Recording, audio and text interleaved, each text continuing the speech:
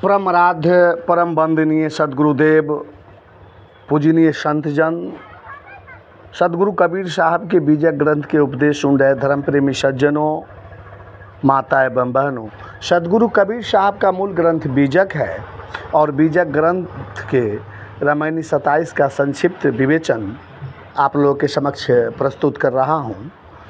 तो आइए श्रवण करते हैं। सदगुरु कबीर साहब कहे कि ब्रह्मा को दिन्हे बरमंडा, सप्त द्वीप पुहमी नौखंडा, सत्य सत्य कही विष्णु दिधाई, तीन लोक माँ राखिन जाई। उक्त रामायणी में पौराणिक कथा का वर्णन है।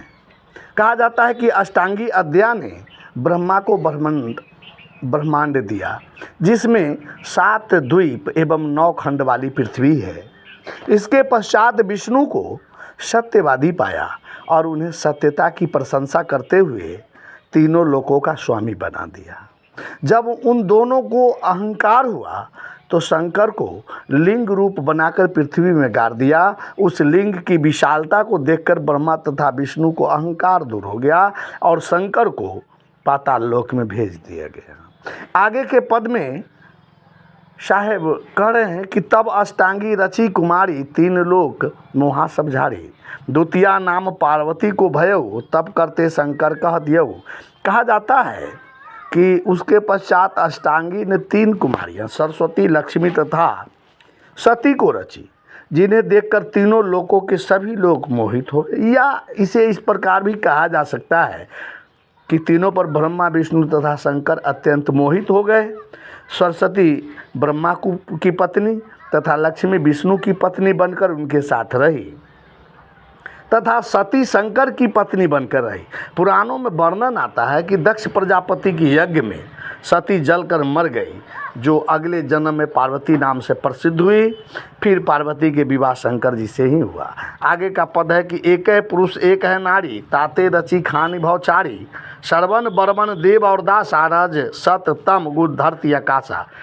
एक ही चेतन पुरुष तथा एक ही नारी रूप प्रकृति है, जिनसे चारों खानियाँ अंडज पिंडज स्वेदज उष्मज खानियों की रचना की गई, जो आसक्तिवश जीव चारों खानी में भटकते आ रहे हैं।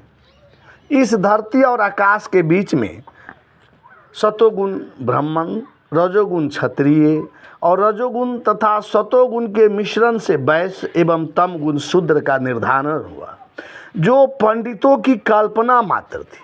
मनुष्य तो सभी एक समान है।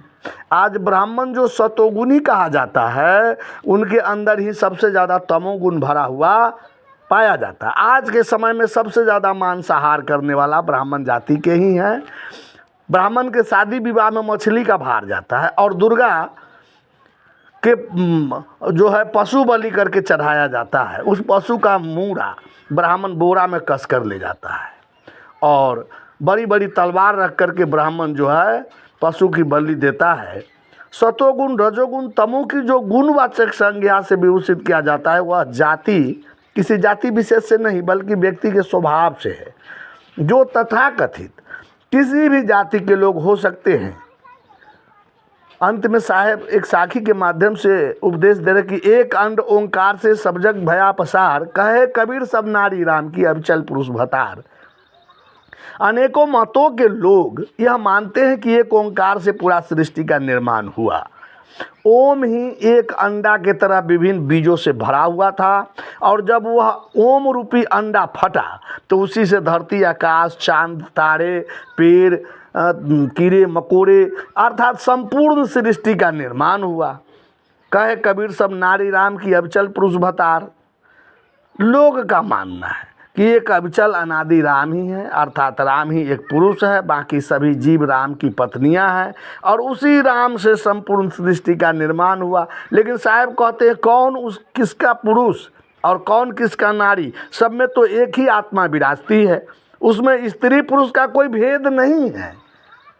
वही चेतन पुरुष सभी जीवों का निस्वरूप है और वही सृष्टि करता है, वही परम तत्व है, वही आत्मा है और उसी आत्मा का जिसे आत्मज्ञान हो जाता है, वह संपूर्ण सृष्टि को जान जाता है और उस परम तत्व से साक्षात्कार हो जाता है। साहब बंदगी शाह बन गई।